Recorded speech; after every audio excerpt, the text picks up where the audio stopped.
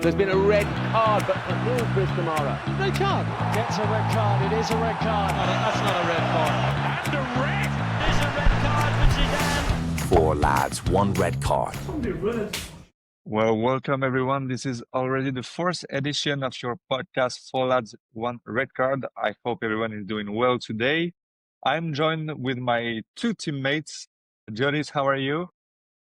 Good, man. Very good. Thank you. How are you guys doing? Yeah, All great. good. Darren, how are you?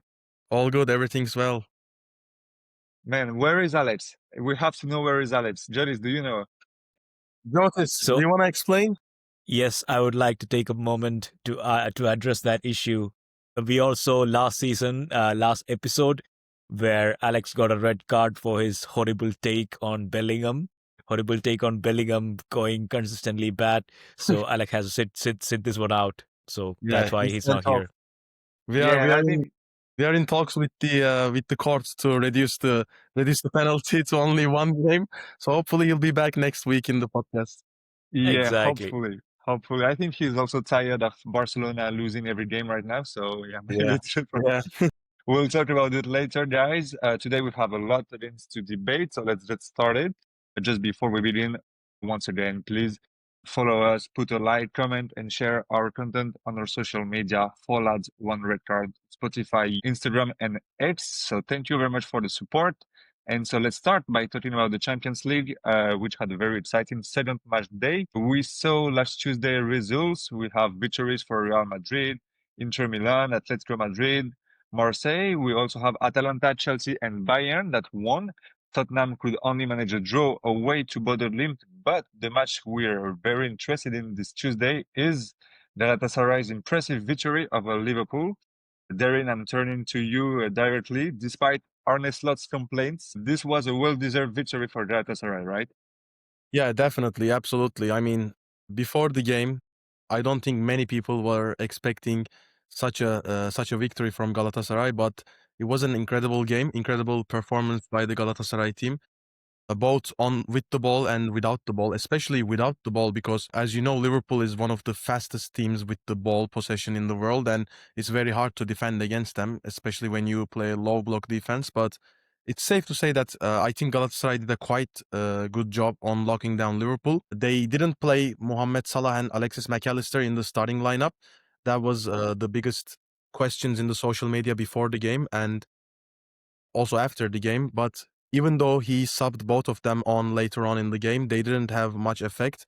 Galatasaray just locked them amazingly. Fullbacks Ismail Jakobs and Wilfried Singo were incredible against Cody Gakpo, Florian Wirtz, and Mohamed Salah. And even though Liverpool had some important chances, they couldn't find the opening goal. And we should also state that this is the first time that Liverpool did not score a goal in a game in the past 7 months. So this is a huge statistic, huge victory for Galatasaray. And I just want to say to Arne Slot is that I think he should maybe cry a little bit less about it, because this is the 3rd interview that I see from him in the social media. I mean, he talked about the penalty that was given to Yes. Galatasaray after the game in the press conference. He said it was a very easy penalty. The Galatasaray player just felt the push of a hand in his face and then he just let himself go. I mean, that's football. You cannot touch someone in the face when you're defending. So it was definitely a penalty for me. I don't know what Slot was thinking. But even after the weekend game against Chelsea, he still stated the fact that it was not a penalty against Galatasaray. He was just crying about it. He said on the Alexander Isak's position against Chelsea, if the referee of the Galatasaray game was active, it would be a penalty. I think he should just move on. But this was, as I stated before, huge defeat for Liverpool.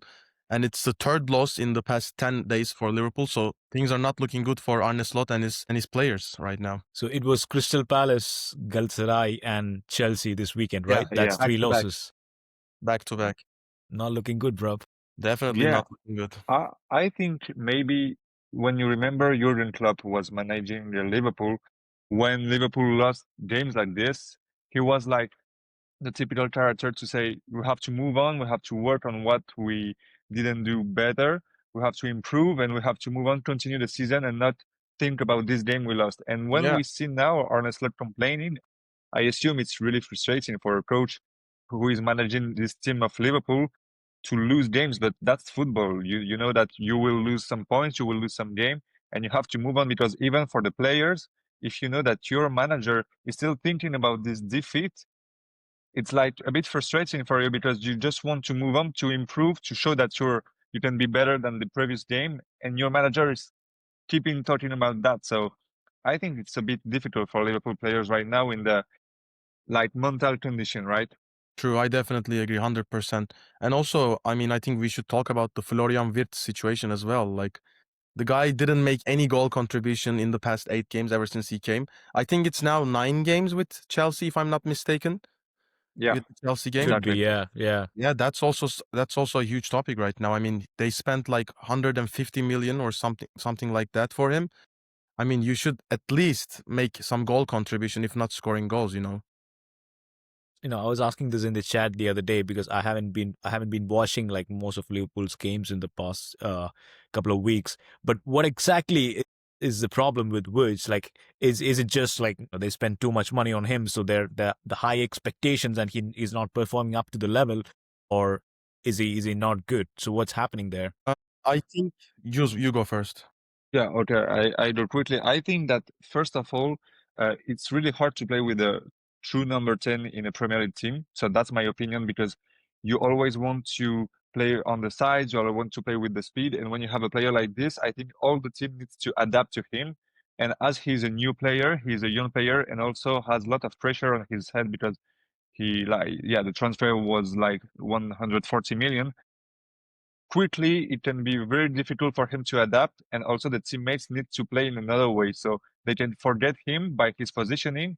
So it's his work now with the coach and with the staff, but maybe to adapt his play style to be more into the team and then have some contribution in goals or assists.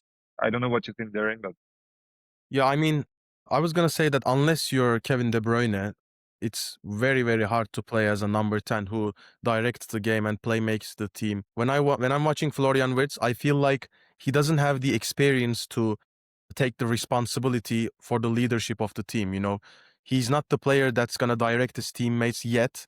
I'm not saying that he can't in the future, because he's very, very talented. But as you said, I think his role needs to change. He needs to talk with the manager and everything, because I remember Liverpool were not used to be playing with a number 10 in the past years. They were always playing 4-3-3 with 3 midfielders. So maybe Arne Slot can change Florian Wirtz's role from a number 10 to a central midfielder who can make from behind.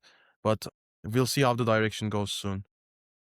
yeah, I totally agree. And also, to answer your question, we saw that Liverpool this season is playing really differently than the previous years. You have, for example, Szoboszlai, who is like a right back, but always coming in the middle. So you have a lot of people in the middle, but defensive midfielders. And then you have 3 men in attack, which are really offensive.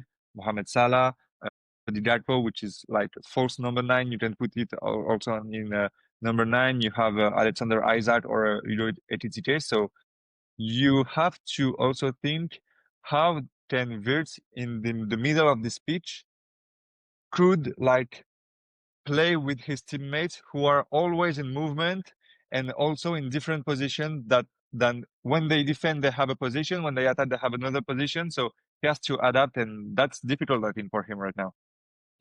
Absolutely, 100%. Also for Szoboszlai, good point, because I wanted to talk about that as well. I remember first seeing him play as a right back in the league games. He was actually doing quite well, but this game, Arne Slot did something completely different by playing Frimpong in the as a right wing, and then playing Szoboszlai as a right back against Galatasaray. And I can say that it didn't work at all. I mean, it was so easy for Ismail Jakobs, the left back of Galatasaray, who they signed from Monaco last year. I mean, he was having a very easy time defending against Frimpong, even though he's a very fast player, because the players don't seem to understand the role that the manager is giving them, because he constantly changes the squad. He constantly changes the roles. I mean, one game I see Szoboszlai playing as a number 10, and I see Wirtz as an inverted winger or something like that. And then the other game, I just see Frimpong playing as a right winger, Mohamed Salah on the bench. So it's a complete mess right now. And I think Arne Slot needs to figure this out really, really quickly because otherwise he's going to lose lots of points both in the Premier League and also in the Champions League. Yeah, absolutely. Will be interesting to follow how Liverpool is managing this season. We done on Wednesday that also brought up some thrilling encounters, victories for Newcastle, Arsenal, Napoli, Dortmund, also Karabag, who continues their winning streak. That's quite interesting. Also interesting draws between Leverkusen and PSV. I remember also this Villarreal against Juventus draw and Monaco against Manchester City 2-2. The big match of the week, of course, was the clash between Barcelona and PSG, two of the favorites to lift the trophy this season. And we saw PSG 2-1 victory in Barcelona. And I think, in my opinion, that this victory highlights Luis Enrique's perfect tactical plan for this match, guys. We saw that despite the many absences, the many players injured, particularly in attack, this team was superior to Barcelona in all areas, especially in second half. I think there was only one team in the second half. And yeah, they managed to win this match in fine style. Joris, I wanted to know, are you still surprised by this PSG side, or do you think they are unquestionably the best team in Europe again this season? I think they are. I think they are the best team in Europe at the moment because, as you mentioned, they had so many injuries, and I was actually worried for PSG going into that game because Barcelona, I think they did have a couple of injuries in their squad as well, but it wasn't as bad as PSG situation. So I wasn't exactly sure how they would perform again. It was at home for Barcelona, right? It was happening. It was in Madrid, yeah. It was in Montjuic, yeah. So I was kind of worried, but Luis Enrique, what a guy, what a job that he has done at PSG, and the players, the personalities that step up in big games. Nuno Mendes, for example, like what a player, best left back in the world at the moment. Ashraf Hakimi, the best right back in the world at the moment. What a those two players, they're wing backs, they're right and left backs, but they still contribute so much to the game, moving forward, defending, pocketing a player like Lamine Yamal. It's not easy. Like even though Lamine Yamal had moments of brilliance in that game, Nuno Mendes, what a player. So I was really happy to see that performance, and yeah, kudos to Luis Enrique and PSG. Yeah, I totally agree. You were talking about the right backs, Nuno Mendes and Hakimi are really impressive. Past days, weeks, months now. You saw that the two goals come from them. Like the first one is Nuno Mendes achieving a perfect run in all Barcelona defense. That was incredible to see how he can pass this team so easily. And also the second one is really interesting because I think that was something prepared by Luis Enrique in the trainings, because we all know that Barcelona defensive line is really high on the pitch.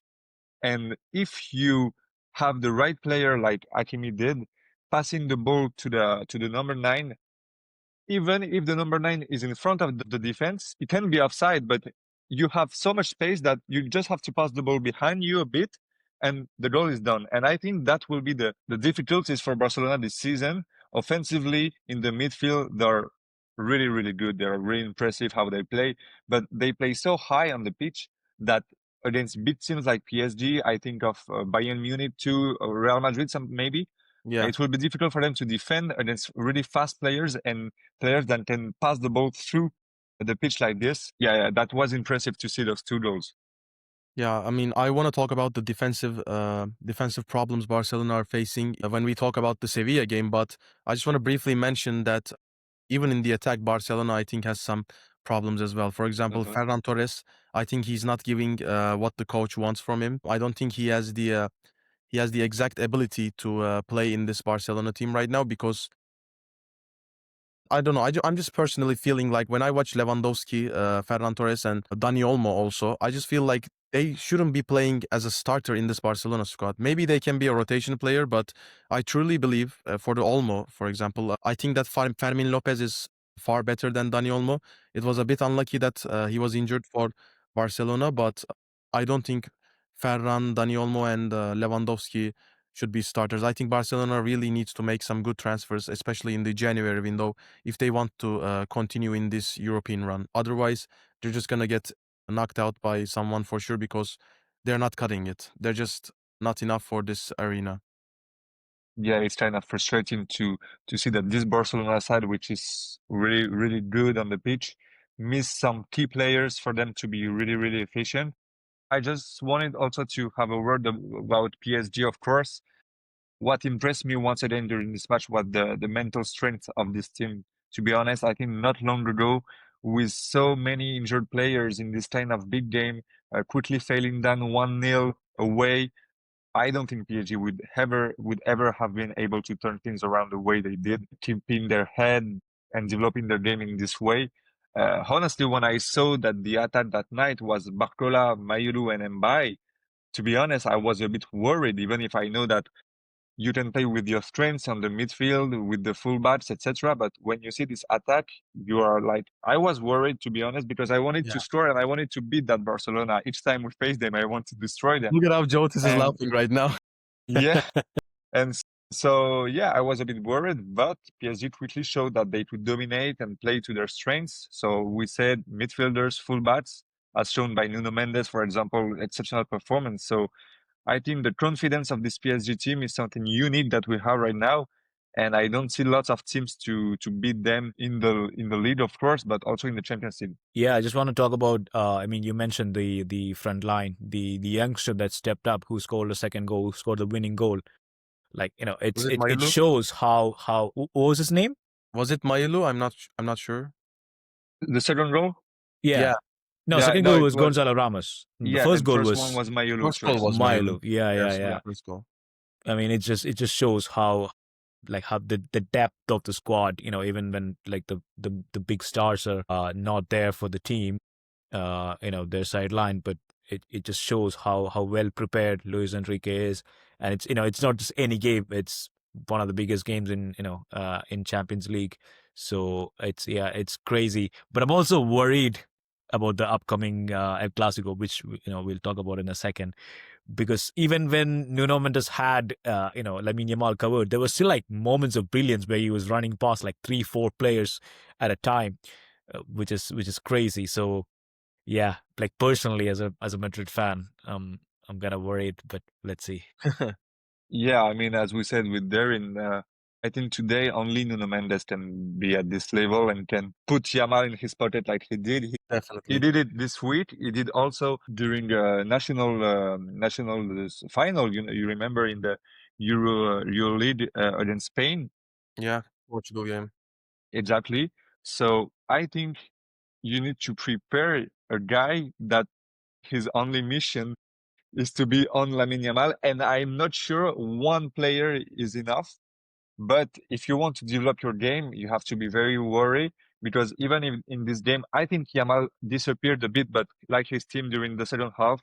But you saw that at the beginning of the game, he was on fire. He wanted to score. He wanted to be Yeah, there. And you have to be very worried, first, to not let him pass, but also not to take a yellow card that can be a red card after that. So, yeah, for classical games, it will be tough to to have him. But yeah, we'll see. We'll see. To be honest, we'll see. Yeah. Well, so that was really interesting. Champions League second match day. I think the next one is in 3 weeks now. yeah. 2 weeks. I don't I I think don't 2 weeks. remember. I'm not sure Yeah, though. 2 weeks. Yeah, exactly. We'll have interesting game. I think Real Madrid is playing Juventus, for example. That can be interesting to see. Who is Galatasaray playing there in? They're playing against Bodo Glimt. Not a very interesting game. Yeah, but it But could still, be Bodo Glimt managed to northern draw. teams, northern teams are very physical, very Yeah, very physical, and it's a team that Galatasaray might struggle against. So we'll see how it goes. yeah, exactly. We'll Who's see. who's PSG playing against? They're playing at Leverkusen. And the next game is at home against Bayern Munich. So two German sides on the row. So yeah, it will be interesting to follow that. I hope normally some players will be back. I think Doué and Kvaratskhelia will be back soon, same as João Neves. And it's just Dembele. We don't know if he will be back for Leverkusen. Hopefully for Bayern's game, but we'll see. And talking about Bayern, I think it's time to move on our review of European top leagues. And yeah, I wanted to talk a bit about Bundesliga and Bayern's latest victory over Frankfurt, 3-0. Bayern is currently unstoppable. Vincent Kompany's team has won 10 out of 10 matches this season. and Harry Kane continues to rack up the goals. He is now at 18 goals this season for the Englishman. Literally. I wanted to know, guys, do you think that this Bayern side this season can be in the really high teams, like reach the top level? What do you think? I think they might, but I don't usually want to say this in early in the season. It's still October. We still have a lot to go, but right now they are looking really, really strong because Harry Kane also, he's in amazing form right now. Yeah. He's an absolute machine. I mean, he's 32 years old, but he's not showing that he's around this 30 years old because when I watch him, I still feel like he's around 27, 28. He still feels like he's in his prime, and I think that's a huge weapon for Bayern Munich because after Lewandowski left, they were in need of a striker who can be like this, who can not only score goals as a striker but also play make the game and help his teammates in the build up, which is what Harry Kane can do because his technical abilities are insane. So I do believe that Bayern Munich can take on to some of the biggest European clubs, but I still believe that they have a lot to work for until they reach the level of the PSG or Barcelona right now, because I think those are a little bit above Bayern Munich right now. Imagine if Vincent Kompany takes this Bayern Munich to the Champions League final and win it. Oh, Imagine that would be crazy. he got Burnley relegated and he's taking Bayern Munich to the Champions League final. Imagine I mean, it is possible. how It is loud possible. turns. It is. Yeah.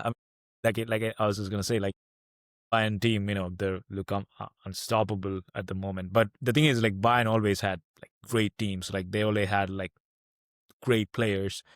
But in the past couple of years, I think they didn't have like much success in Europe. But let's see if Vincent Kompany is the man. Yeah.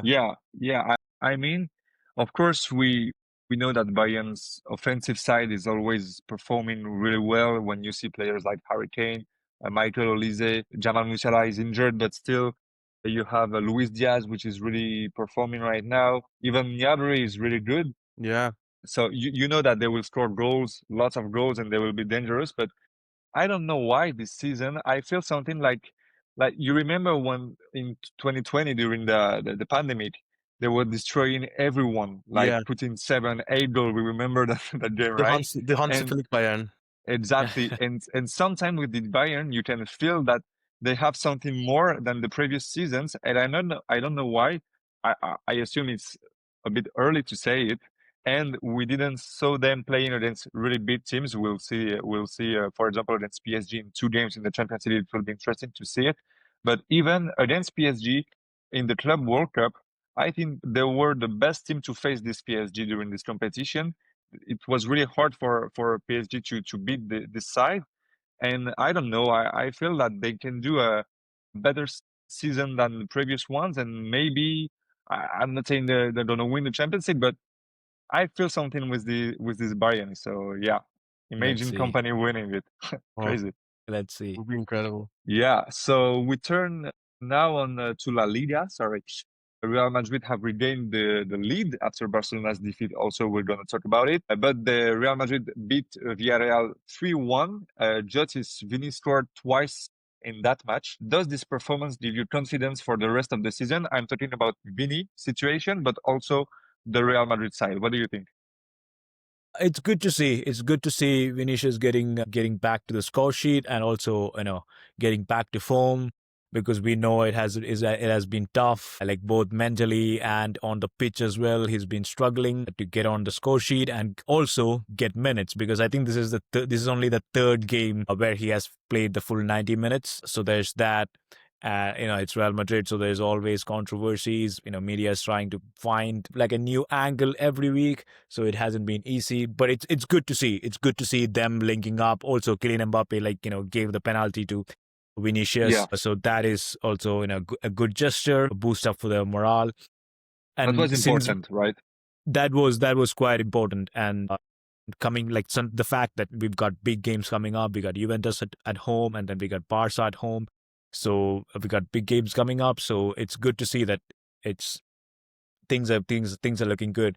But also at the same time, there are some things that I'm not particularly happy about. For example, you guys saw the red card that Villarreal got. The player got sent off for the Yeah. foul. That was a bit silly. For example, like Vinicius didn't even the guy didn't even make contact with Vinicius properly. But then the silly things. But as a team, I'm really happy the way we bounced back off after the defeat against Atletico Madrid. Mhm. So yeah, things are looking good. Yeah, that was important to directly after this huge defeat against Atletico Madrid. You have the game against Kairat Almaty, 5-0 in the championship, so that's good for confidence, but also to win in the league against a big team of Villarreal. I think they are third or fourth in this league, so this is a huge Yeah. team to beat. And yeah, I think that victory, when I saw the game, when I watched Vini's brace, when I saw Mbappe giving the penalty to Vini, when I saw then Kylian Mbappe scored, I think that this can be one of the games to count on for the future, for the rest of the season for Real Madrid, because this mentality aspect that they lacked, I think, last season to recover from bad defeats is really important now. And I Yeah, think that's totally. also a thing that Xabi Alonso is trying to bring in this team, right? Yeah, totally. I mean, also, as we have discussed before, football is not only a tactical and a technical game, it's also a mental game. And mental strength is one of the biggest weapons of Real Madrid, as we have seen in the past. The remontada games, the Manchester City game, the Bayern Munich game, all the comebacks that Real Madrid did came from mental strength because they did not give up. And that's what Xabi Alonso is trying to do right now. And I think that's what he felt was missing in the Atletico Madrid game. We have also talked about the team missing an in-game captain or an in-game leader like Luka Modric, Toni Kroos, or someone like that who can lead the team, who can inspire the team.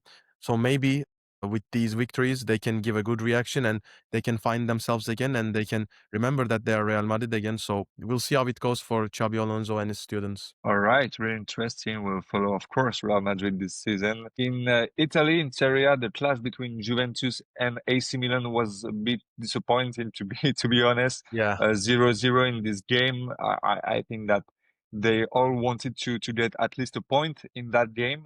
So yeah, we're looking at the Italian league table, and we can see that quite a few teams are competing for the top spots. You predicted a difficult season for Milan at the beginning, you remember?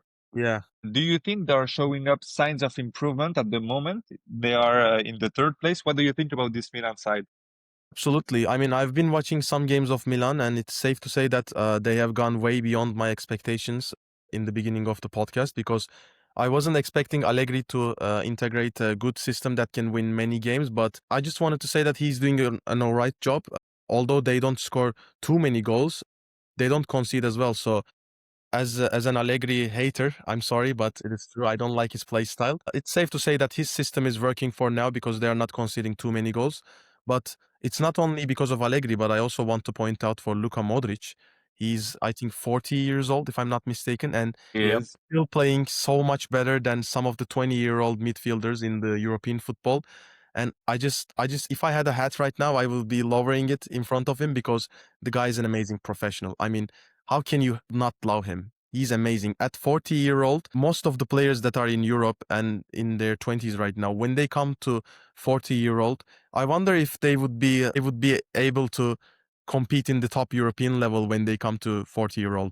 I probably don't think so, but Luka Modric is a huge example for them.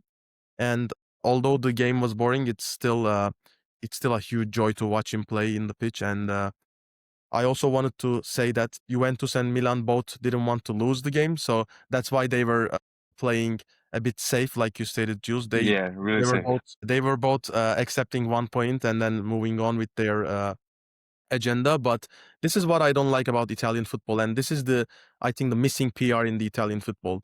They think too much tactically and very less in a technical way because fans want to watch proper football. They want to much more direct football towards the forward. I mean, in Italian football, I don't have the statistics, but this is just a guess. If we take a look at the schemes of passing, I would bet 100% that most of the passes that the players make are either sideway passes or backwards passes. They're not making too much forward passes because they don't want to take too many risks. And this is not the player's fault, by the way, because the players, if they can play like this in Serie A, and if they can play more risky, more courageous in the other leagues, it means that it's not their fault, but it's the manager's fault. So all the managers in this area, I think they should reconsider themselves and reposition themselves, because this is the reason I believe why Serie A is not being watched that much, as much as Premier League and La Liga right now. But in overall, I think they're in a good way. Milan, I'm talking about Milan. I think they're in a good way. I don't know how it's gonna go, but right now they're looking really, really good. Yeah, I just wanted to quickly add on Luka Modric there. Like he's a player who has won everything there is to win at club level. Like he's won 6 Champions League, I think, 6 Champions League, and then plenty of everything else that needs to be won, and he's still playing. Like the thing is, the consistency and the work it takes to stay at that top level for so long, especially when you're past your prime or like past 35 for a midfielder, when you're past 35, 38, Yeah.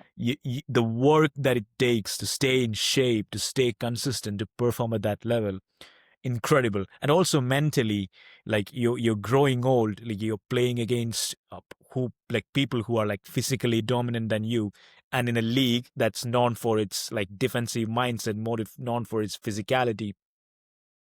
Incredible. Just there's nothing like it. There's True. not a player I can remember who still plays at top level at that Nope. age. I mean, Mad. Cristiano Ronaldo is one of the biggest athletes in the world, and even himself, did he go to Saudi Arabia at 38-year-old? Was it 38? Yeah, I think 38, right? 38, I 2023. think. Yeah. 38, Yeah, I mean, yeah. even he went to Saudi Arabia at 38, and here Luka Modric is in his 40, and he's still playing in the top European level. Did you guys see the pass that he sent to Leao in the last minutes of the game? No, I don't think I so. don't remember now. There was a long ball pass that Luka Modric directed towards Leao in the back post of Juventus goal, and then Leao controlled the ball, but it was a huge miss. I would say it was like a 90% goal chance. He controlled the ball, he made his shot, but he missed it. That was a huge chance for Milan, and if Leao had scored that, everyone would talk about the last minute Luka Modric assist. So this is another example to show how amazing Luka Modric is. Even in the last minute, he's still playing ball in a derby like that. Yeah, Incredible. What a I player. totally agree with you about Luka Modric. I think, as you said, for midfielders, I think this is something we never saw before. Like 40 years old, competing now in the Serie A. When you play a lot of years in Real Madrid, playing that level, and you want another challenge. So first of all, you are 40. You don't want to rest. You want to continue, and you Yeah. don't choose the facility to go to MLS, for example, or Saudi Arabia or something else. You continue to be performing like this. You go to AC Milan, and you're now like you're the best player in your team still, even if you have great players in that team. Luka Modric is above them. That is incredible. And yeah, I think, yeah, Luka Modric was your player to watch this season. And I think that was a good choice because we have to watch and to, like, I don't know how many years he had to play, but still we have to look at him, and maybe it will be interesting in an other podcast to like talk about some players like this that made history. I think Luka Yeah. Modric made history with Real Madrid, also with Croatia. To be honest, what he did with this national team, Yeah. World Cup final, World Cup semi-final, also in the Euros. Luka Modric is a true legend, and to have the possibility to watch him this another season is something we like really, really important for us now. Yeah, Oh, as long as he 100%. plays, we will keep watching. Exactly. Like the Instagram captions say, form is temporary, is permanent. Luka Modric is class. Exactly. Absolutely. What a legend, guys. We now will end our tour of Europe with the big Premier League match of the weekend. Chelsea beat Liverpool 2-1 at Stamford Bridge. An important victory for the Blues, of course, but above all, the continuation, as we said a bit before, of a poor run for Liverpool, who suffered a third consecutive defeat across all competitions. That was a premiere for Arne Slot. We never lost 3 games in a row. I want to know, how can we like position ourselves on Liverpool this season? Are they competitive for the title? Of course, but are they a favorite for the title, the favorite for the Champions League? How can we position ourselves now on that Liverpool side? I think every team has ups and downs, sometimes that they struggle. So I truly believe that Liverpool is going to just bounce back from this. But it's just the question is, it's not the question that if they're going to bounce back. The question is when are they going to bounce back? Because time is ticking and Arsenal are continuing to win their games. So if Liverpool loses one more game in the Premier League and if Arsenal wins it, the point gap will be 4 points, which is, I wouldn't say that it's seal, of course, for Arsenal, but it would be a bit hard for Liverpool to come back from that Sure. first half of the Premier League season. So it's just gonna they're just gonna have to like forget about the past games, and Arne Slot needs to stop talking about the Galatasaray game and that penalty. He just needs to take the L and move on. Take the loss and move on with your life. It's been 3 losses for Liverpool, and this weekend Liverpool lost, Barcelona lost. As a hater of both of these teams, it was a good weekend. But I mean, honestly, I didn't expect Chelsea to win that game. I mean, what a game that was. I mean, did you guys see the comment on the YouTube highlight that Chelsea posted was the coach saw that no one was taking a yellow card, no one was getting a red card, so he makes sure to keep the streak alive. Respect it, blue. The streak is alive. Yeah, yeah, the streak is alive. If our viewers don't know, I just wanted to say that we have been talking about this red card streak of Chelsea in our WhatsApp group and in our like conversations as friends, but they just keep it going no matter what. I mean, if a player doesn't get a red card, the manager gets. I wonder next week who's gonna get a red card. Maybe the guy who makes the massage for the player. Maybe the someone like analyst from the bench. But do you guys see the memes? I mean, as a neutral who doesn't either support either teams, the memes were the best part of that game. Did you guys see the so when Caicedo scored that rocket of a goal? What a player! Did you guys see what a player? Did you guys see Van Dijk's position? And then people were making all sorts of memes on that. I saw it. I'm like, the internet, man. You cannot defeat the internet. Unbelievable. Yeah, you can definitely not. But you know that late goal and what a win! What a win! What a player! I mean, I talked about him in one of the previous episodes. It's a player that I'm enjoying so much to watch as well. So I'll be following his performance as well. I like him very much. Yeah, he scored like the goal he had to score. To be honest, I watched the game previously. I thought that Chelsea won't win that game because I thought they're gonna, I don't know, maybe to take 1, 2, or 3 red cards during the game. Unfortunately, it was just Enzo Maresca at the end, so that was okay. But even with the team, the Chelsea's team is kind of weird. They have a lot of injured players, especially in defense. So you had like Achampong playing and then injured. Have like it's kind of weird to organize all that, and you have, I don't know, 200 players in the squad. So I don't know how Enzo Maresca is kind of organizing the thing. But during the game, Chelsea was dominating this Liverpool. The result was well deserved. The victory was well deserved, and that was the proof that Liverpool is a bit struggling right now. Even like Garnacho, like he did really good, and I was not expecting it from him, to be honest. So yeah, that victory was really well deserved for Chelsea.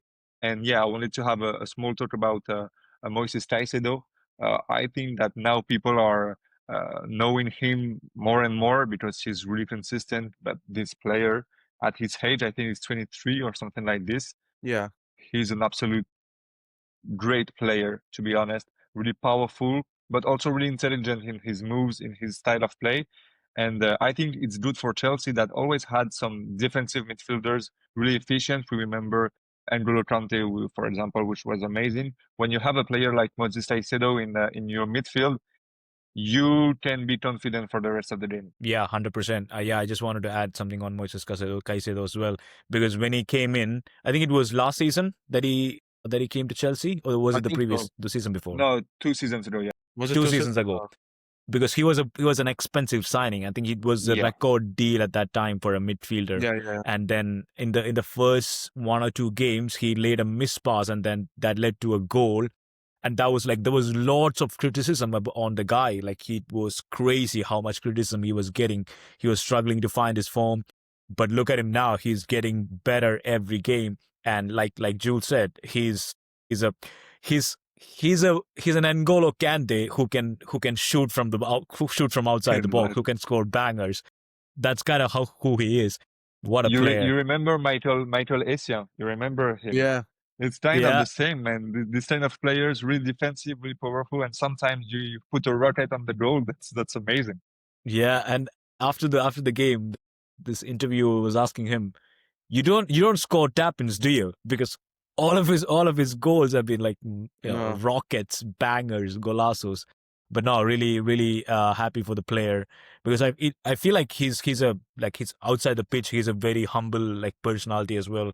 It seems like someone you would want to root for. So good for the guy. Yeah, really good and really good victory. Also, in the Premier League, we can have a small talk about Manchester City winning the game. Yeah. Is this Manchester City side back on the track? Are they competing for the title? What do you think? We said previously that this Manchester City side needs to improve more and more since last season, to be honest. But now they're in a pretty good form. What do you think, guys? Can they compete for the title or not yet? I watched the game a bit, the game against Brentford. I watched it a little bit, and I was feeling that Manchester City were playing really, really dominant because Brentford literally had no chance of playing the possession of the ball. City were always in the control of the game, and I just checked the statistics again just to make sure, and they had like 70% possession, which is absolutely crazy. They just locked Brentford down, and the only downside was that they couldn't find the second goal, so it was a bit of a risky to carry the 1-0 score. But in overall, I would say that Manchester City performed really, really well, especially Erling Haaland. I don't know if you guys saw the goal, but he was moving like a tank. Literally, he was moving. He was moving in front of the players, between the players, and he was just knocking them down so easily with his strength. And no one was able to overcome him in terms of strength. So I think he's back in his form. He found himself again right now, and he's also confident about himself too. I saw on the post-game interview that he said he was feeling really, really confident. So yeah, we'll see how Manchester City keeps on going, but I would say that they are in a good shape right now, and they are improving. Also, Reinders in midfield, I like his play style a lot, and I think he played really, really well against Brentford as well. So yeah, a good win for them, a good away win, and they keep on going with trying to fix their defensive mistakes. We'll see how they are going to perform in Champions League after the international break. Yeah. I just wanted to add something there on Haaland. Mhm. Haaland is on a 500,000 a week contract on a 10-year contract, and he just scored his 94th goal for Man City. Imagine what lays ahead. He's on a 10-year contract Is it with 10-year Man City. contract? Yep. Whoa, I didn't know that. Wow. And imagine he just scored 94th goal for Man City. Man, What's 500,000 £500,000 per week for 10 years. Your life is completed, man. Yes. but he plays like he's struggling to find a place on the Yeah. he has to like put in performances, just to make sure he starts every game. But man's living the life. But that's the attitude you want to have if you want to, stay at the That's top why level. he deserves that salary, man. That's why he's playing there. He has that 100%. aggression. He has that passion. He's an amazing Yeah, player. he has it, and also I think he suffered a bit of some criticism last seasons because like people were saying that he can be a ghost in big games. He can only score goals, but he's not effective for the team. And I think his intelligence on the pitch is now revealing this season because he tries to put some different movements. He tries also to play with his qualities, but also to make the other play. And I think in that way, he can be more efficient. And that's a good point from Erling Haaland because it's hard to play in a Guardiola team. We knew that before. Guardiola doesn't like number 9. Now Erling Haaland is the pure number 9. And even if he has a long life contract, even if he earns a lot of money, I think that he's a champion. We can see that he's a champion because he wants to be the best. In 2023, he finished second in the Ballon d'Or. I think, like Vinicius, for example, last season, it was a bit hard for him to recover from that because you want to win the Ballon d'Or, especially when you are that young. But he keeps to improve, and I think that, for example, Lewandowski, Harry Kane, players like this, when they have the possibility to improve their game and not only score goals, but also to be efficient in their teams, they can be the best players in the world. I think that Erling Haaland knows that, and it's his mission for now to focus on his game, maybe to improve it and to re-become one of the best, like really high quality players on Yeah. of the European season. Yeah. Yeah, and I completely agree. And then as a football fan, I'm really happy as well, because when the Ronaldo Messi era kind of came to an end, I was like, who's gonna be next? Who's gonna be the stars of the next generation?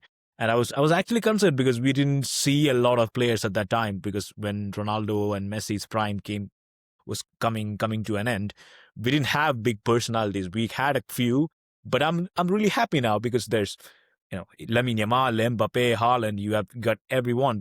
You got players that step up for the big moments. You got stars, and that's what the game needs. And I'm really happy to see all those players. Yeah, absolutely. Talking about that, we will now move to the last segment of our podcast, so the press review, which looks back at the interesting topics of the moment. And I wanted to talk about those strikers, those European goal scorers. For now, we have a trio of strikers in top form. We have Harry Kane, 18 goals, all competition. We have Kylian Mbappe, 14 goals, all competition. And we have Erling Haaland with 13 goals, all competition. I want to know, guys, who do you think, maybe in those three or another one, we don't know, who will finish the top scorer in Europe this season? What do you think? To say Kylian Mbappe, but I'm too scared of Harry Kane as well. I mean, Harry I Kane is think- a pure striker.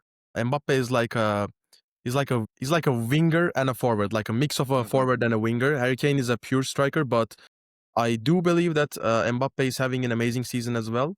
We talked about how his chemistry with Arda Güler has improved his scoring, how Arda Güler making passes to him increased the amount of goals that Mbappe is able to score. But Harry Kane is also a big threat. But I do believe that in the end of the season, Mbappe is going to finish first in the Golden Boot race. All right. Mbappe for Darren. Justice. I just want to say Darren is farming those Turkish audience with the nice plug-in of Arda Güler. I like that. He knows me. Now he knows me. Exactly. No, I was just gonna. I think the same. I think Mbappe, because I think this Real Madrid team could go a long way in European competitions. So I think just for that reason, and also the form Mbappe is in, I think Mbappe is gonna end up as the top scorer of the season. Yeah. What about you, Yeah, Jules? I see that no one is talking about Victor Gyökeres. to be honest, yeah. Big letdown, to think be honest. Yeah, for now, I agree with you. I think it will be tight between those three, maybe another one, but I'm not seeing anyone like Lewandowski is not in this high form like last season. We scored, I don't know, 40 goals or something. So I think it will be tight between those three. But Mbappe is playing in La Liga. He's now his second season, so he's more used to the style of play. As you said, thanks to Güler, thanks to Vini, thanks to Bellingham, maybe thanks to Valverde, he could score lots of goals, and also in the Champions League. So I'm gonna go with Mbappe. And yeah, I was thinking of something, guys. Imagine prime Ronaldo and prime Messi playing in this new version of UEFA Champions League. How many goals would they score, man? Imagine Cristiano Ronaldo, blonde hair, playing in The in this kind noodle of hair competition. Ronaldo. Exactly, man. You know what? Every season he would score more than 20 goals every season, Yeah. very, very easily. Very easily. That's actually a very good question, because I mean, what's the I record? don't know the answer. What was the record of Cristiano Ronaldo? Was it 18, 19, It's something like 17. that? So one 17? season it was 17. Yeah. Yeah. In one Champions League season it was 17. That's we won that season. It was 2014.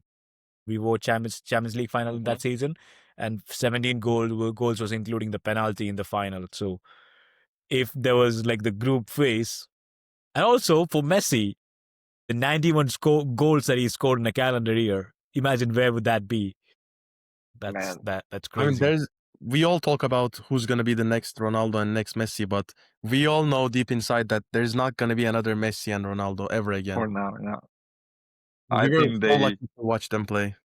100%. just took the game, put it in their house, and now it's done. Like, we'll have great players for sure. Yeah. We feel some skills, some things in type of players. I'm thinking of Lamine Yamal. To be honest, he's really young. We won't like tell he will be the greatest player in the world, but we feel things in that kind of players, right? But to achieve objectives and results as Cristiano Ronaldo and Lionel Messi had, I don't know how a player can manage to do that, because they scored 1,000 goals, they won everything, and they had a career that for them is not over yet. That is impressive to see that those two players are still continuing to perform. I can't wait to see also this 2026 World Cup. We'll talk about it next times, but it can be interesting at least to see an Argentina against Portugal. Maybe it can be nice to see that. What do you think? Yeah, the last dance. Yeah, The Last exactly. Dance. Last dance. I think like this is something we should talk about in the next episode, or maybe, because I feel like there's a lot of talk of how football has, like, basically games gone. Like the football has changed, as in we will never have players like Ronaldo and Messi. The golden era of football has passed away. But I read an interesting article the other day. Like, is that really true, or is it more of nostalgia having a play? I think this is a discussion we should have in one of the following episodes. Yeah, Yeah, yeah. we'll have a long talk about this. I totally agree, because I remember people like posting a Ballon d'Or 28 of like 2008 or 2006, 2005 list, like the 30 players compared to now. And they were saying that the game is totally gone. The legend were at that time. Now we only have 2, 3 great players. Of course, when you watch that list, when you see players like Luis Figo, when you see players like Ronaldinho, I will not like tell all the players, but you know what I'm talking about.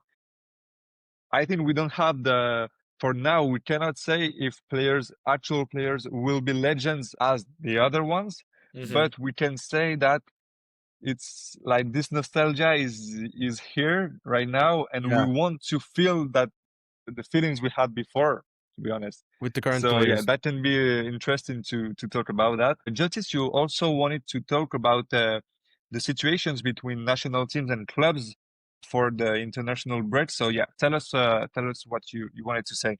So, as you know, the international break is happening and clubs are hesitant to let their players go, especially players who are in the risk of an injury.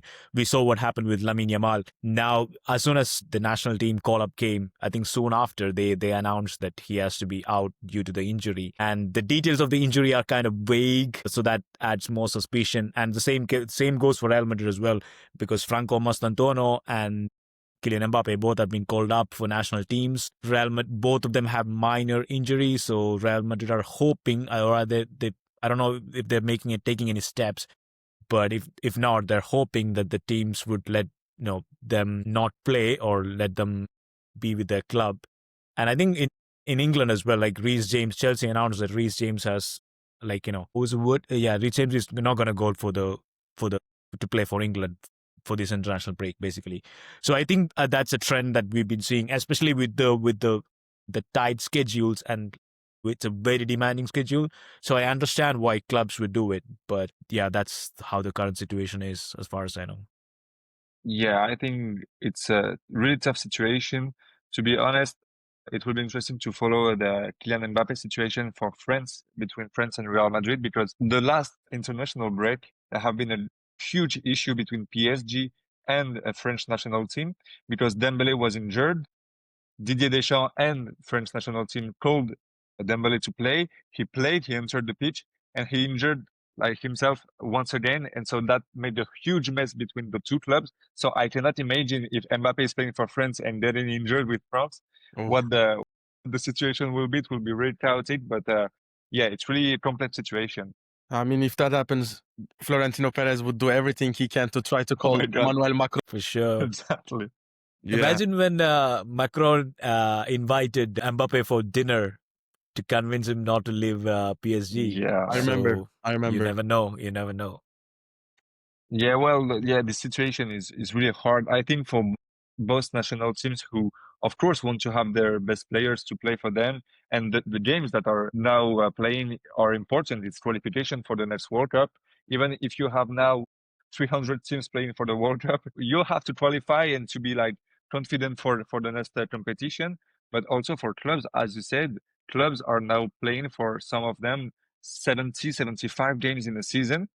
And some players are playing all those games, and they also have to play 90 minutes 2-3 times with the national team. So I think the problem is more about the calendar of the players. I think Totally. they are gonna change the thing for next season. I read that they will do only 2 international break between September and December instead of 3, to permit players to rest a bit and not to always do 1 month of competition cut, 1 month of competition cut. So maybe it will improve a bit those injuries, etc. But it's still really, really difficult for them.